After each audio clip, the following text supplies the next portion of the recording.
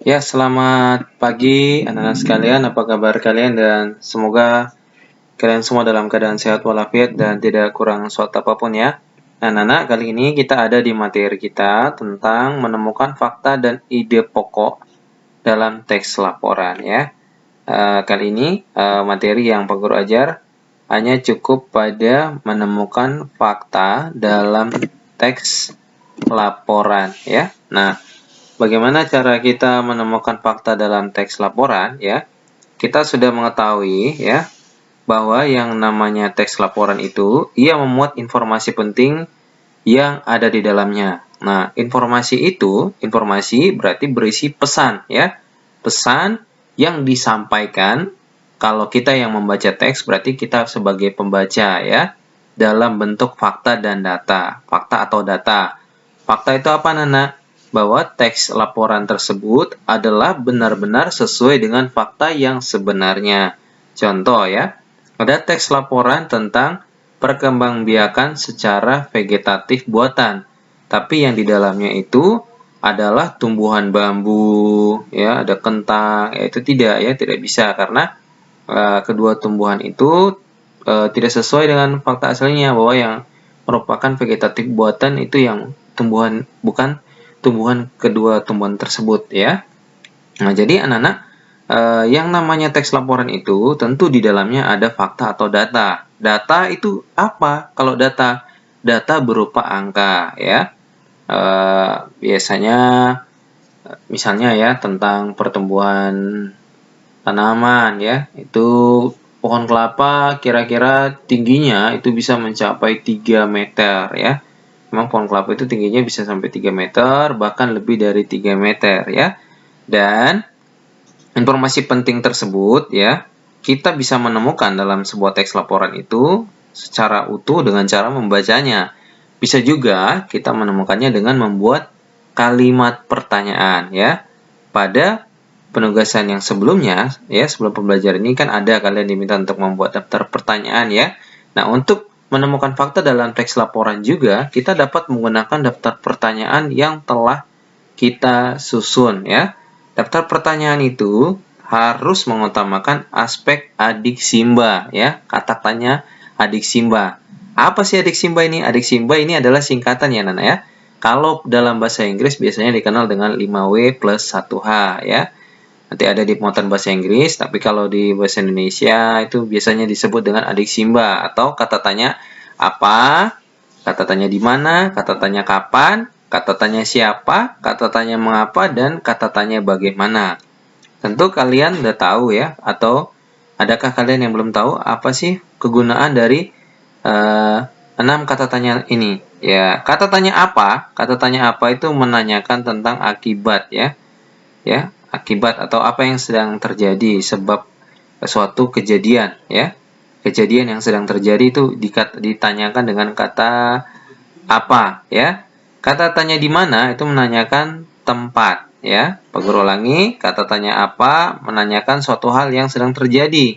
Sedangkan kata tanya di mana menanyakan tempat. Tempat itu misalnya di rumah, di sekolah, di Jalan Nuri, di Jalan Cendrawasih, di jalur D dan sebagainya ya. Kemudian kata tanya kapan. Nah, kata tanya kapan ini menanyakan tentang waktu. Waktu terjadinya suatu peristiwa di dalam teks atau peristiwa dalam kehidupan sehari-hari. Ya, kata tanya kapan itu misalnya dia menanyakan hari, ya, tanggal, bulan, waktu. Ya, waktu itu jam. Bisa juga pagi, siang, sore, malam. Ya, itu juga dapat menggunakan kata tanya kapan. Contohnya, kapan Andi berangkat ke sekolah? Maka jawabannya adalah pagi hari. Ya, nah, kapan jam pelajaran pertama dimulai di sekolah Andi? Ya, berarti jawabnya bukan pagi, tapi pukulnya. Ya, pukul atau jam berapa? Pukul 07.30 misalnya ya. Nah, kemudian kata tanya siapa? Siapa ini menanyakan tokoh ya, tokoh atau pelaku ya. Siapa yang ada dalam teks tersebut? Siapakah yang berangkat ke sekolah pukul 7.00? Nah, itu ya.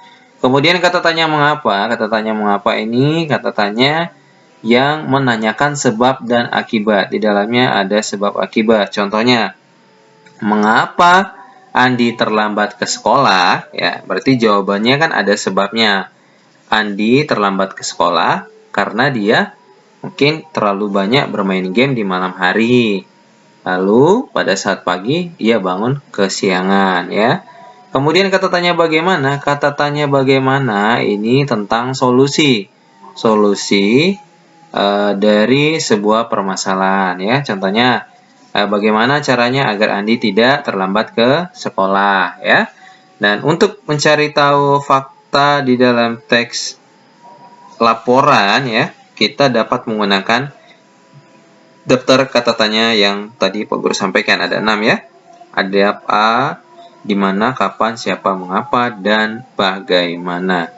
Oke, sekarang Pak Guru akan bacakan sebuah teks laporan ya, dan kalian simak dengan seksama. Oke, teks laporan ini berjudul jerapah.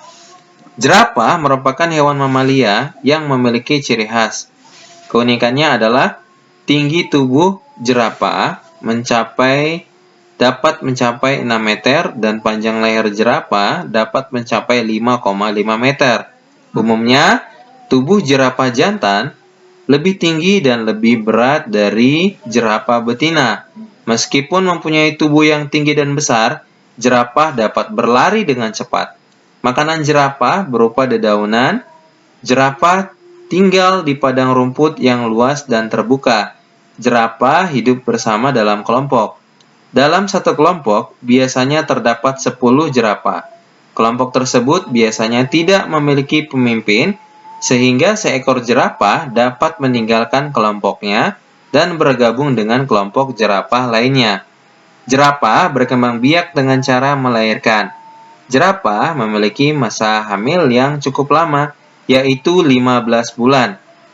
Induk jerapah biasanya menjauh dari kawanannya ketika akan melahirkan.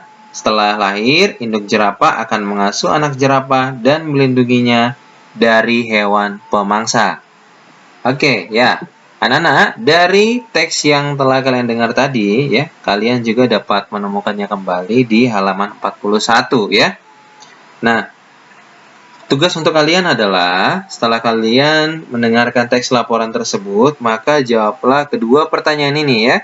Yang pertama, mengapa teks tersebut termasuk laporan pengamatan ya? Jawablah menurut pendapatmu mengapa teks tentang jerapah tersebut adalah teks laporan pengamatan. Kemudian yang kedua, temukan fakta yang terdapat dalam teks laporan tersebut dengan menggunakan kata tanya apa, di mana, kapan, siapa, mengapa, dan bagaimana disertai jawabanmu. Jadi, untuk tugas yang kedua ini, kalian buatlah kata tanya apa, kata tanya di mana, kata tanya kapan, kata tanya siapa, kata tanya mengapa, dan kata tanya bagaimana disertai dengan jawabannya. Ya, contoh. Ya, ini Pak Guru berikan contoh. Kata tanya apa ya? Nah, apa yang membedakan jerapah dari hewan lainnya ya? Atau apa keunikan dari tubuh jerapah ya? Apa keunikan dari tubuh jerapah? Nah, keunikannya kan kalian bisa temukan di teks laporan yang kamu sudah baca tersebut toh?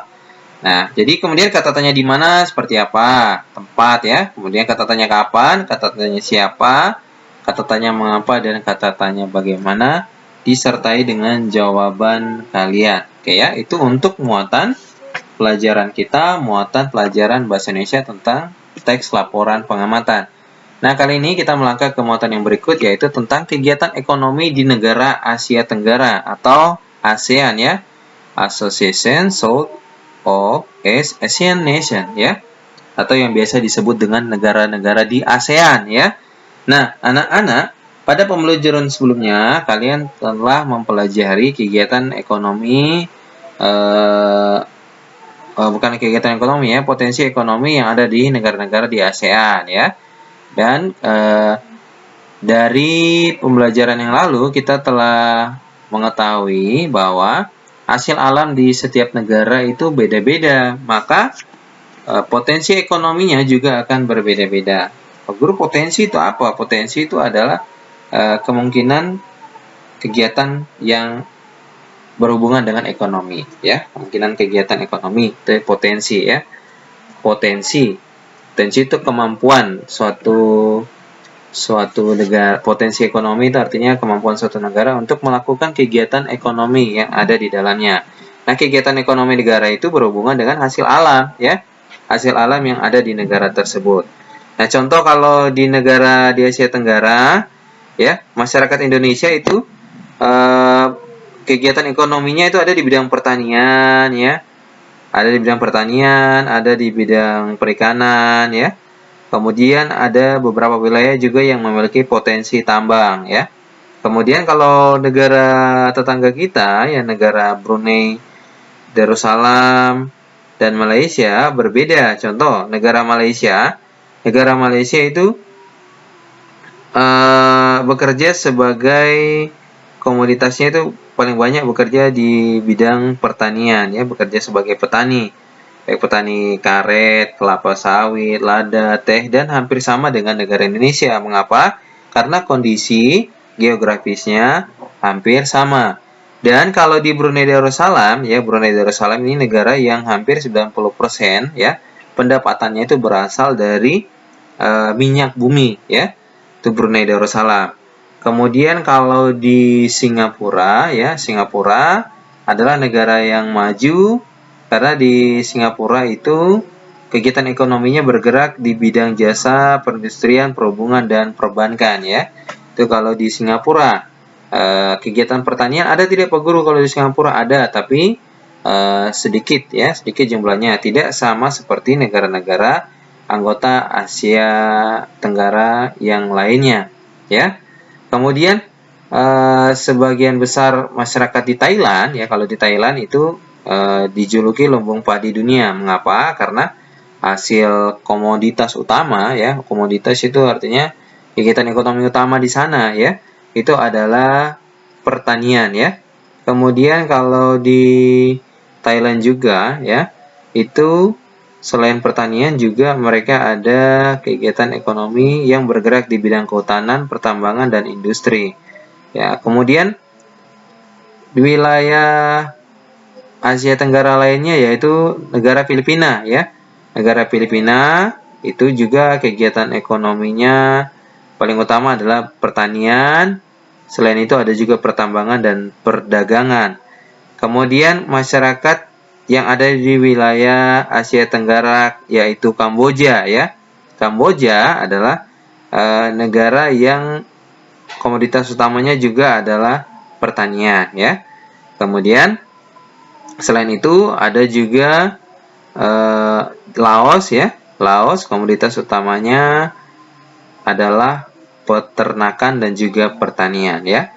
Jadi anak-anak, sama seperti beberapa wilayah Asia Tenggara lainnya, ada dua negara berikut yaitu Vietnam dan Myanmar, ya, itu sama juga komoditas utamanya adalah hasil pertanian, ya. Nah, hampir semua wilayah negara di Asia Tenggara komoditas utamanya adalah pertanian, ya. Nah, jadi anak-anak, setiap wilayah yang ada di negara Asia Tenggara, ya, kegiatan ekonominya berbeda-beda. Mengapa berbeda-beda? Karena disesuaikan dengan kondisi geografis alamnya, ya. Nah, sebagai penugasan untuk kalian, ya, kalian dapat melihat pada buku Bu Pena halaman 43, ya. Anak-anak kerjakan mulai nomor 1 hingga nomor 5, ya. Nomor 1 hingga nomor 5. Oke. Nanti jawabannya kalian tulis di buku dan nanti hari Sabtu datang dan kumpulkan ke sekolah. Oke, ya. Ya, sekian pembelajaran kita untuk hari ini dan Pak Guru ucapkan selamat pagi, selamat mengerjakan, dan salam sehat selalu, ya.